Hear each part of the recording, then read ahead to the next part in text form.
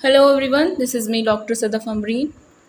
और आज हम बात करेंगे आपसे कि जो टाइफाइड के लिए किट बेस्ड टेस्ट किए जाते हैं, जिससे हम आईजीजी आईजीएम एंटीबॉडी के लिए टाइफी डॉट करते हैं।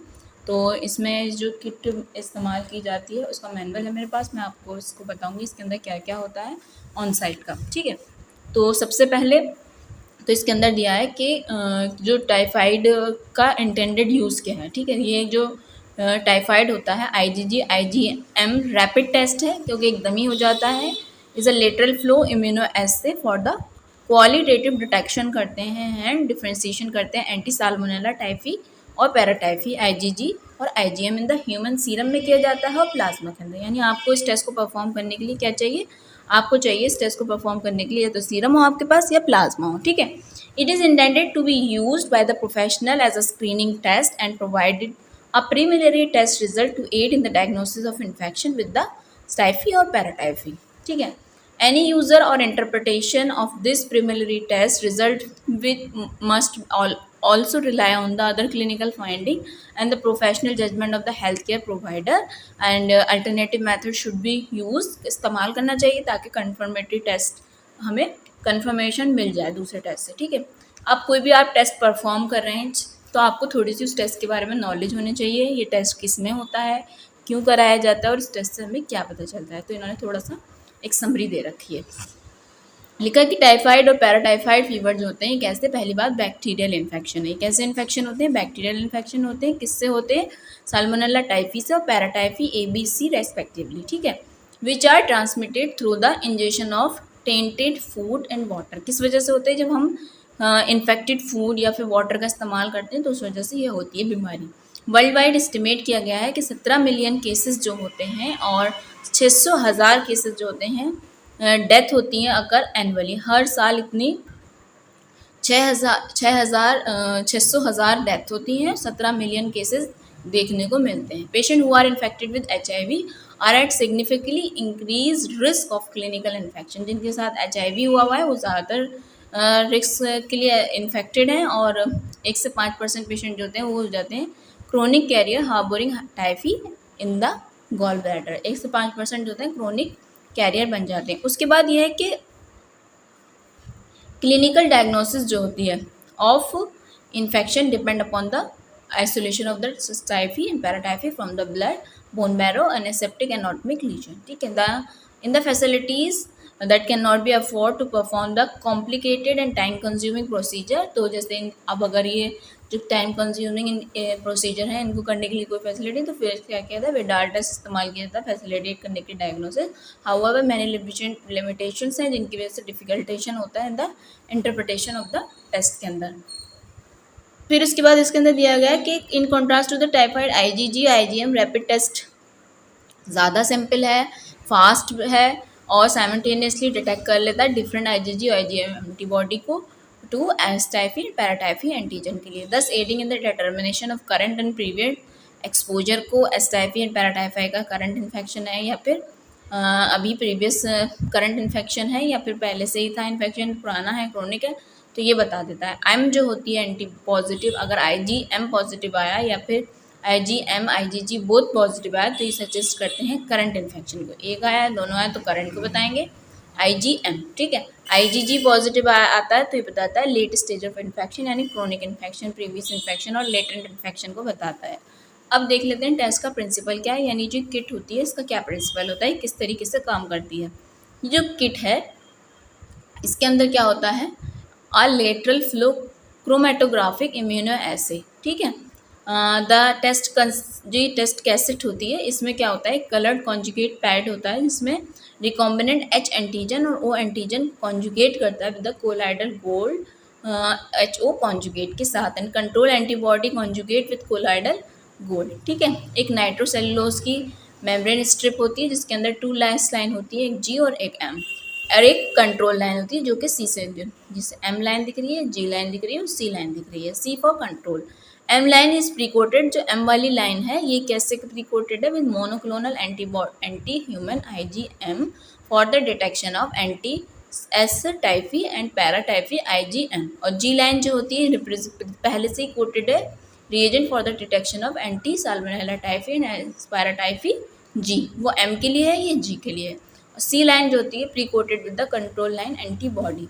When adequate volume of the test specimen is dispense into the sample well of the cassette, ये कहना है जो सैंपल वेल ये होती है, यहाँ पे डाला जाता है आपका सैंपल। जब डालते हैं आप तो टेस्ट स्पेसिमेन जो होता है माइग्रेट करता है बाय कैपिलरी एक्शन से अक्रॉस द टेस्ट केसेस। यहाँ आपने सैंपल डालेंगे सीरम या प्लाज्मा, फिर यहाँ से ये जो है कैपिलरी एक्शन के थ्रू पास ऑन करता है, ठीक है। फिर IgM antibody if present in the patient specimen, अगर आपने यहाँ स्पेसिमेन डाला और पेशेंट के अंदर आईजीएम एंटीबॉडी प्रेजेंट है तो वो बाइंड कर जाएगी एचओ कॉन्जुगेट से, and immune complex is then captured on the membrane by the pre coated anti human IgM antibody, ठीक है। फॉर्म करती है कलर्ड एम लाइन बनाएगी और इंडिकेट करेगी कि एंटी साल्मोनेला टाइफी और पैराटाइफी आईजीएम टेस्ट जो होता है पॉजिटिव है। IgG antibodies if present in the patient sample, अगर आईजीजी प्रेजेंट होगी पेशेंट के अंदर तो वो क्या करेगी, एचओ कॉन्जुगेट से बाइंड कर जाएगी। फिर उसके बाद immune complex is then captured by the pre coated, जो पहले से रिएजेंट पहले से कोटेड है मेम्ब्रेन पे, उन पे एक जी लाइन कलर्ड बनाएगी और इंडिकेट करेगी एस्थाइफी और पैराटाइफी आईजीजी टेस्ट पॉजिटिव है। अगर कोई भी टेस्ट लाइन नहीं बन रही, ना जी बन रही, ना एम बन रही है, तो ये तो बताती है निगेटिव रिजल्ट को। The test contain an internal control line which suggests that exhibit a color line in the immunocomplex of the control antibodies regardless of the color development on any of the test line, otherwise the result is invalid and the specimen must be retested with another device, ठीक है। इसमें क्या क्या चीज़ें चाहिए होती है जो हमें पहले से प्रोवाइडेड होती हैं, और कौन कौन सी चीज़ें हैं होती हैं इसके अंदर, एक कैसेट डिवाइस होती है, एक टेसिकेंट होता है, प्लास्टिक ड्रॉपर, सैम्पल डाइल्यूएंट चाहिए और एक पैकेज ऑफ इंसर्ट, ठीक है। फिर उसके बाद ये कह रहे हैं कि मटेरियल में be required and not provided, क्या पॉजिटिव कंट्रोल नेगेटिव कंट्रोल में, और इसके अलावा क्लॉक और टाइमर की भी ज़रूरत होती है। फिर वार्निंग क्या है इस टेस्ट के रिगार्डिंग, सबसे पहले पैकेज जो है insert must be read carefully before performing the test, ठीक है। पैकेज के इंसर्ट जो तमीज़ से सही से पढ़ लें पहले टेस्ट परफॉर्म करने से पहले। Failure to follow the insert gives an accurate test result, ठीक है। अगर आप इसको नहीं तो फॉलो कर पाएंगे तो इससे इनएक्यूरेट रिजल्ट मिलेंगे। Do not open the sealed pouch unless ready to conduct the assay, अगर आपको अभी टेस्ट नहीं परफॉर्म करना है तो बिला वजह किट को खोल लेना, ठीक है। Do not use expired devices, expired devices का भी नहीं इस्तेमाल करना। सारे रिएजेंट को इस्तेमाल करने से पहले आपको उन्हें रूम टेम्परेचर पर लेके आना है। Do not use the component in any other type of kit as a substitute for the component in this test, किसी और किट का बफर है या कुछ भी उसका सामान दूसरी किट के उसमें यूज़ नहीं करना है, ठीक है। Do not use haemolyse blood specimen, haemolyse blood specimen का नहीं इस्तेमाल करना है। Wear protective clothing and disposable glove while handling the kit and reagent, पूरा आपको ध्यान रखना है, ग्लव्स और प्रोटेक्टिव क्लॉथ पहनना है जब आप इस टेस्ट को परफॉर्म करेंगे। इसके अलावा दे रहे हैं कि वॉश हैंड करेंगे thoroughly after performing the test, ठीक है। फिर उसके बाद user of this test should follow the US CDC universal precaution for the prevention of transmission HIV, HBV and other blood-borne pathogen. Do not smoke, drink and eat in area where specimen or kit are being handled. सही बात है ना, हमें smoke करना है, ना खाना है, ना पीना है, कुछ भी नहीं जहाँ पे आप ये सब चीज़ें कर रहे हैं। Dispose of all the specimen material used to perform the test and biohazard waste. Handle the negative and positive control in the same manner as patient specimen, ठीक है। The result should be read within 15 minutes after specimen is applied to the sample well and sample pad of the tube. फ़ौरन 15 minute के अंदर आपको result को read out कर लेना है। Any result interrupted outside the 15 minute window should consider invalid and must be repeated. आप 15 minute के बाद करेंगे तो वो इनवैलिड होगा और आपको रिपीट करना होगा, ठीक है। Do not perform the test in a room with strong air flow, ठीक है। उसके बाद रिएजेंट प्रिपरेशन एंड स्टोरेज का इंस्ट्रक्शन क्या दिया है इन्होंने, सारे रिएजेंट जो होते हैं वो इस तरीके से होते हैं कि वो रेडी टू यूज़ होते हैं। Store unused test devices unopened, जो आपके अनयूज टेस्ट डिवाइसेज हैं उन्हें आपको 20 से 30 डिग्री पे स्टोर करना है। अगर उससे स्टोर कर रहे हैं 2 से 8, ensure that test device is brought to the room temperature before opening, okay.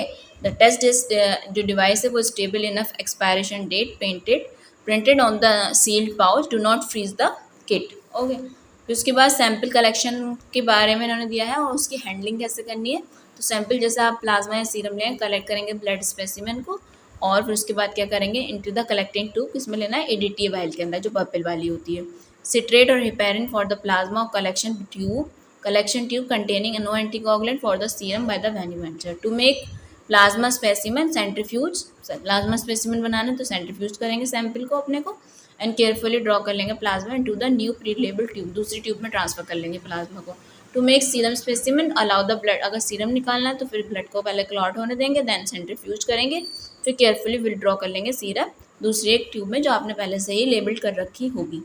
Test specimen as soon as possible after collecting, store करेंगे 2 से 8 डिग्री पे। फिर अगर आप अभी नहीं टेस्ट करें, थोड़ी देर बाद करेंगे, तो उसे 2 से 8 डिग्री से आप 5 दिन तक उसे स्टोर कर सकते हो। यानी आप इसको सीरम के अंदर जब कर रहे हैं टेस्ट, तो इसमें क्या करना है आपने, अगर अभी नहीं करना है तो आपने सीरम निकाल लिया तो उसको 2 से 8 डिग्री तक आप इसको 5 दिन तक स्टोर कर सकते हैं। Specially should be frozen -20 degree for longer storage. Avoid multiple freeze thaw cycle, multiple freeze thaw cycle को अवॉइड करना है।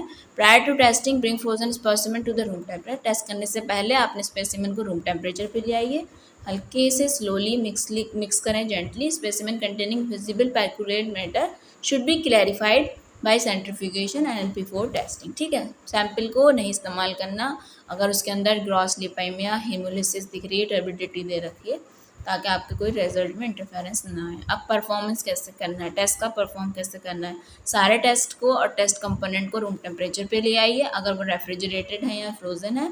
ठीक है, उसके बाद क्या करेंगे, व्हेन रेडी टू टेस्ट, आप जब टेस्ट करने के लिए बिल्कुल तैयार हैं तो उसको किट का जो पाउच होता है उसको ओपन करेंगे और उसमें से डिवाइस बाहर निकालेंगे, कैसेट निकालेंगे। प्लेस दैट, अब इस जो ये हमारा ये किट है तो इसको क्या करेंगे, एक क्लीन ड्राई फ्लैट सरफेस पे रखेंगे। ठीक है, उसके बाद उस पर लेबलिंग कर देंगे ये कौन से नंबर के पेशेंट का है। ठीक है, या तो नाम डाल दिए पेशेंट का, इस पर नाम डालें तो आईडी नंबर डालिए, इस पर लेबलिंग कर दिए। उसके बाद फिल करेंगे, प्लास्टिक ड्रॉपर लेंगे एक, उसको स्पेसिमेन से फिल करेंगे। ठीक है, होल्ड करेंगे ड्रॉपर वर्टिकली बिल्कुल स्ट्रेट रख के, फिर उसके एक ड्रॉप जो होता है सीरम को लिया है या आपने जो भी लिया है प्लाज्मा, इसमें यहाँ जो ये सैम्पल एरिया है, सैम्पल वैल्यू वहाँ डाल देंगे। ठीक है, make sure that there is no air bubble, वहाँ पे कोई भी आप ये ध्यान दें कि एयर बबल नहीं होना चाहिए। एक ड्रॉप डालने के बाद सैंपल का centre of the sample well के अंदर with the bottle position vertically. ठीक है, फिर उसके बाद आप इसमें बफर डालेंगे दूसरा, फ़ौरन डालने के बाद क्या करेंगे, एक ड्रॉप ऑफ सैंपल डाइल्यूएंट डालेंगे। फिर उसके बाद टाइमर सेट कर देंगे 15 मिनट के लिए। ठीक है, 15 मिनट बाद रिजल्ट टेस्ट हमें रीड करना है। पॉजिटिव रिजल्ट में be visible in a short as 1 minute, positive result जो होते हैं 1 मिनट में आ जाते हैं। Negative result must be confirm at the end of 15 minute, positive होगा तो वो तो विद इन 1 मिनट में आ जाएगा, लेकिन नेगेटिव को आपको 15 मिनट तक इंतजार करना पड़ेगा। Any result interrupted outside the 15 minute window should be considered invalid and must be repeated. Discard use device after interpreting the result following the local requirement governing the disposal of device. ठीक है, फिर उसके बाद quality control के बारे में internal control दे रखा है कि the test contain a built inline control feature, that is C-line. C-line develop करती है after adding specimen and the sample diluent, otherwise review the whole procedure and repeat test with a new device. External control क्या है, good laboratory practice जो होती है वो recommend करती है using external control, positive and negative control to assure the proper performance of the assay, particularly under the following circumstances. फिर इसके अंदर क्या है, एक न्यू ऑपरेटर यूज़ करके या फिर prior to performing testing of specimen है, न्यू लॉट ऑफ टेस्ट के लिए यूज़ है, द न्यू शिपमेंट है किट का, ये temperature use during the storage of the kit, fall out 2 to 30 degree Celsius, temperature of the test area is fall outside, या फिर to verify high than the expected frequency of the positive और negative result, to investigate the cause of repeated invalid result.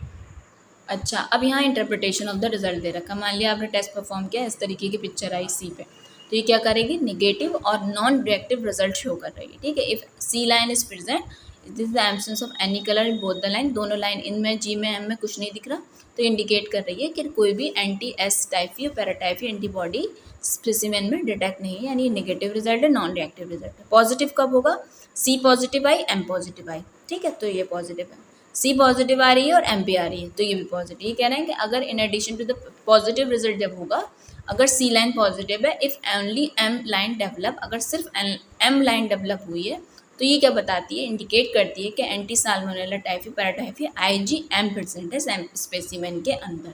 ठीक है, यानी ये specimen कैसा है, IgM positive और रिएक्टिव है। दूसरा वाला जैसे देखिए इसके अंदर CB और G प्रेजेंट है।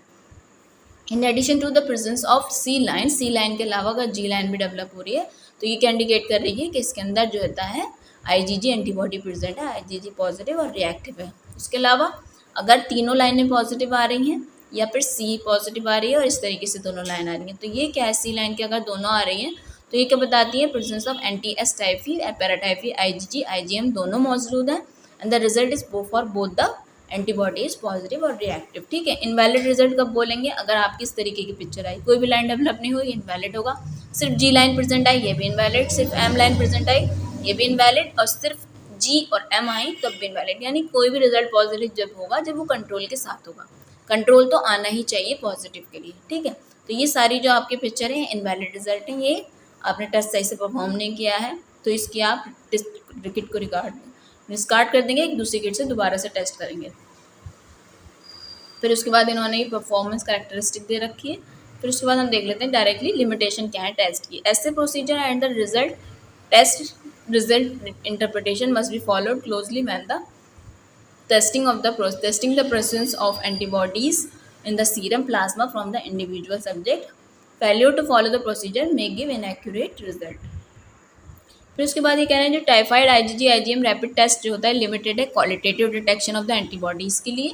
ठीक है, उसके बाद ये कह रहा है negative non negative result for the individual subject indicate करता है absence of the detectable anti-S typhi और पैराटाइफी एंटीबॉडीज़ को। ठीक है, एक नेगेटिव और non negative result can occur in the quantity or anti-S typhi paratyphi antibodies present in the specimen in below the detection limit of the assay. ठीक है, infection may progress rapidly if the symptom persist while the result from the typhoid rapid test is negative or non-negative result. It is recommended to test with an alternative method से by oil such as जैसे कि bacteria culture method होता है। कुछ specimen contain करते हैं unusually high titre of the heterophils antibodies और rheumatoid factor में जो इफेक्ट करता है एक्सपेक्टेड रिजल्ट को।